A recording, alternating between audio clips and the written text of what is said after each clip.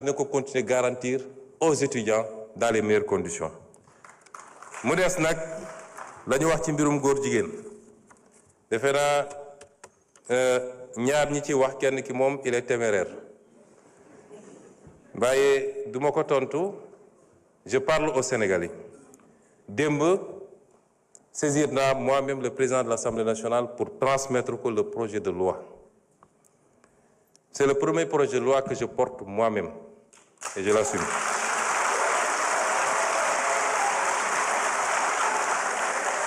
dañu wax ni li tax criminaliser ñu ko loolu ñi mu intéressé woon ñu koy xeex mën nañ ci waxtaan ku mu intéressé wul woon démb tey amoo droit wax ci tu es disqualifié ñooñu mu intéressé woon nag ñoom ñëpp ba ñu dajee c'est le lieu mu féliciter ànd sàmm jikko yi ak ñeneen ñu yëngatu ci lii ñoom ñëpp bi ñu dajee ñoo dëppoo ni mën nañu am lu ñu bëgg en restant le truc au niveau de délit mën nañu am lu ñu bëgg wala lu ko gën sax moo tax projet bi ànd sàmm jikko yi déposé dañ ko bàyyi ci délit projet bi ma def te sukkandiku ci loolu ak leen luñ ci yokk dañ ko bàyyi ci délit lañ ca bëgg nag dinañ ko am ba mat sëkk ñi ciy wax ci opposition ma wax leen lu leen ci tax a jóg bu ñu jógee dañuy dem seeti seen leurs maîtres occidentaux ne leen waxoon nañ leen ñi ñu bon lañu gis ngeen kii nañu ñi ngi réprimer les homosexuels ñun li ñu bañoon def ñoom ñu ngi koy def dañ koy politiquer foofu ci occidentaux yi ak ci lobby yi loolu la ñuy def gëmuñu sax li jëm ci loolu su dee temps bi dina ko article 319 toute personne qui aura commis un acte contre nature sera punie d'un emprisonnement de 5 à 10 ans donc et d'une amende de 2 millions à 10 millions de francs loolu la ñu wax sans préjudice des autres peines si l'acte est commis avec un mineur le maximum de la peine sera prononcé ñu ne le juge ne pourra prononcer le sursis ni réduire l'emprisonnement au-dessous du minimum de la peine prévue à l'alinéa 1 du présent article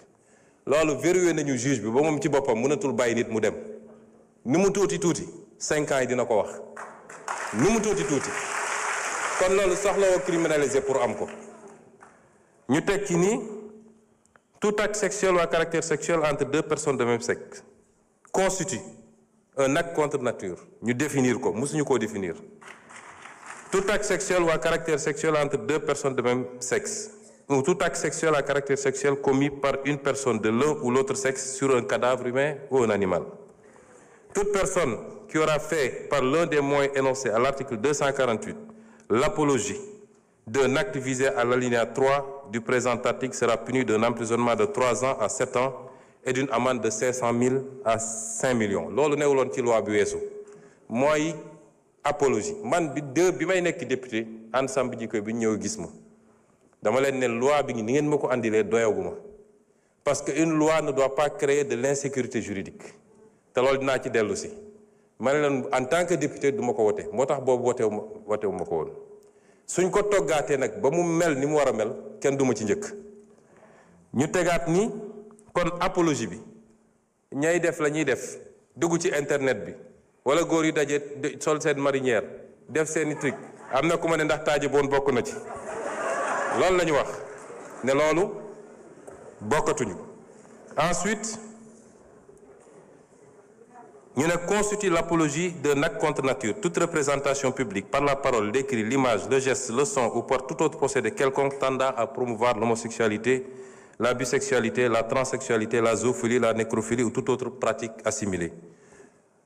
foofu dañu am nañu jàpp ne dañoo def dugal ci ay détails yi homosexualité dafa ëmb lépp bu dee bu jigéen bi la ñuy wax lesbianisme bu dee bu góor ñu ne gay wala xam lan donc su ñu nee homosexualité yóbbu na loolu yépp ñu ne toute personne qui aura financé ou appuyé le financement mosu cee bokk parce que xam nañ ni li gën a aggraver affaire bi mooy xaalis bu bëri bi ci gars yi di distribuer ci la ñuy appatee xale yu bëri ba ñooñu mujj nekk nag ay habitués li ñu wax ci feebar bi beneen affaire la yeneen loi ñoo ko criminaliser yeneen loi ñoo ko pénaliser kuy transmettre feebar volontairement am na yeneen loi yu ko pénaliser loolu du rek diggante ñi ñuy tuddee borom ñaari tur yi waaye diggante hétérosexuel sax nit mun na dem di transmettre volontairement moo xam góor la moo tax jigéen la moo tax il faut ñu détacher ko ñu ne donc toute personne qui aura financé ou appuyé par quelque moyen que ce soit une personne, un groupe ou une activité en vue de promouvoir ou de magnifier l'homosexualité, la bisexualité, la transsexualité, la zoophilie, la nécrophilie ou toute autre pratique assimilée sera punie des peines prévues à l'alinéa 5 du présent article. Toutefois, n'entre pas dans le champ d'application du présent article les actes accomplis par les structures et organisations de santé dûment agréées dans le cadre des politiques de santé. loolu tam dafa am ñoo xam ne seen liggéey ci loolu la màcc ñooñu mënuñ leen boole ci loi bi may profité nag di wax ak nit ñi li xew ci réew mi rafetul nekk di génne ay bulletins de santé jàmbur le statut sérologique des gens ñooñu léeg-léeg dañoo am njaboot seeni doom ñemeetuñu dem école ce qui se passe dans ce pays-là est inadmissible. Instruction, secret de l'instruction amatul diggante enquête bi parquet juge d'instruction tous les PV sont dans la rue kan moo jox nit sañ-sañ mu ne diw am na cancer wala am na sida wala am na lii et ça ana procureur dañu war a interpeller tout de suite ñu koy def c'est des familles qu'on est en train de détruire par l'irresponsabilité de quelqu'un boo xam ne peut-être moom la mais doomam il n'a pas demandé ça léegi bu demee école ñu ne kii papam moo dafa am sida est-ce que moom amul sida au nom de quoi on le fait ak ñi nga xam ne dañoo jàpp ni ñoom la yàlla wàcce pour ñoom ñu wax ci lii ñoom dong am na ci ñu jàmbaar macha allah am na ci ñu ëppal moo tax am na ci kenn koo xam ne bi ma déggee ñu ne jox nañ ko sécurité dama ne ministre intérieur dama jëli sécurité bi parce que kenn sant ko muy génne ay liste di joxe ay turu jàmbur nañu waxante dëgg lii c'est une prérogative régalienne état ak ses structures ñoo koy gérer waaye xam naa liste beeg te suñu la nee andil preuve doo ko andil loolu tegul fenn nañu bàyyi loolu.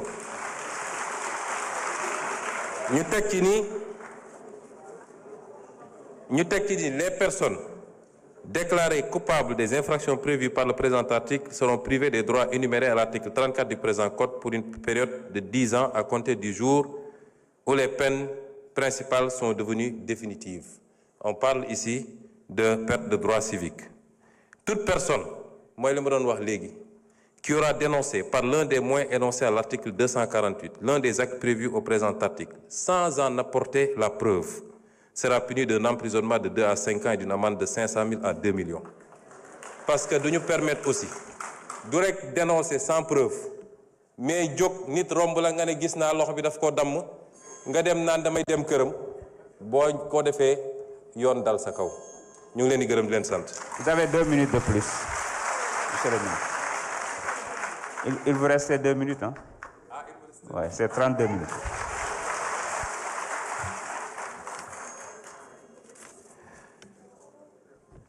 kon